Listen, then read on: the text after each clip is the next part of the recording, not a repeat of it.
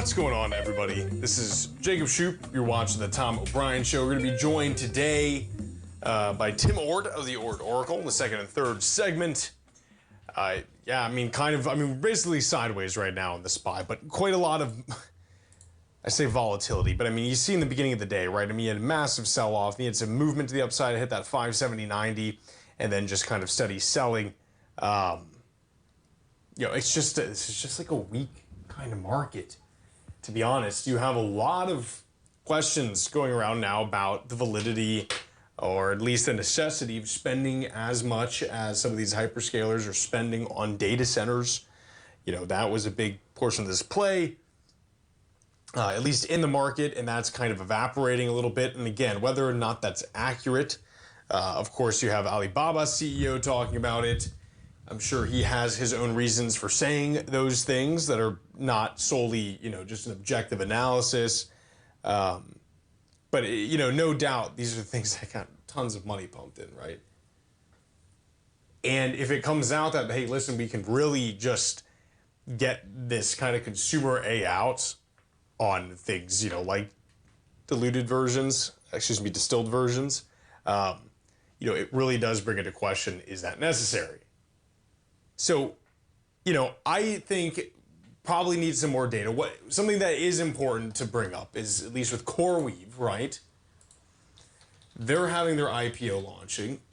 Let's pull it up. They've reduced. Give me 1 second here. We're gonna pull this up. CoreWeave IPO. They're downsizing the IPO, which is intense, right? $40 share with a $250 million order. It was initially going to be $55 per share. This thing was getting valued at like 30 billion or something along those lines. And now it's going to be roughly 20-something billion. Its IPO prospectus earlier this month, CoreWeave said 2024 revenue jumped more than 700% to 1.92 billion. The company recorded a net loss of 863 million. The company also said 77% of its revenue came from two customers, Microsoft accounting for 62%. Yeah, I mean, so that got me a little bit worried with Nebius as well. And I have been kind of getting myself out of it now. It is up 1.62% today, which is very good. But, I think this is now, one, you kind of have to, revise what you want this to be, because a lot of what you were pricing Nebius off of was what CoreWeave was, right? So you're looking at CoreWeave's kind of revenue to, valuation, like market cap, essentially. I can't say CoreWeave has a market cap because not, but you kind of get what I'm saying. The potential initial market cap of it. And its revenue, and you're kind of extrapolating that to Nebius. Well, that's coming down, and so, until we can start seeing some more stuff from Nebius, I think this is going to be a tough ride. But it is good today. And I mean, you can see at least today, I mean, you had a massive sell to that 2305, and it's been slowly climbing up since then. If you look at it the 1 year, I mean, what makes me nervous about this chart is it looks like you're trying to close that gap right there. And it absolutely can have the energy to do that, if we take a turn tomorrow after PCE. But I mean, you're looking at a gap at least like around the 22 level. And that can get really hairy for Nebius. Additionally, any kind of deflation just in the sentiment of investing in data centers is going to harm Nebius, right? Now, I still have a lot of faith in the management. I think they have other things they can lean on as well, at least, to get investors excited with like AV Ride. And they're the only group out in Europe really doing this in a meaningful way. But still haven't heard a lot of conversation in Europe of getting, reducing kind of regulations around AI. There is some Magna Euro AI they're trying to develop, but they have an issue. The European Union has an issue with very slow bureaucracy. That's a huge speculation.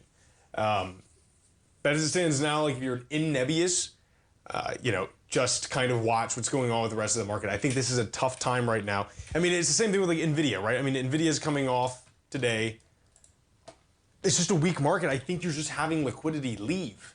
And I think these data center AI stocks are prime targets to go lower because it's where a lot of the a lot of the liquidity was kind of put into, right? So when you're off 1.17, a lot of people are saying, hey man, like, this is a great time to buy. And it's like, I don't think it's a great time to buy much of any equity in the market right now until things become a little bit clearer with tariffs, certainly become a little bit clearer with how those tariffs influence inflation, because I don't believe it's going to make much sense to lower interest rates, but it's almost like the Fed kind of has to, right?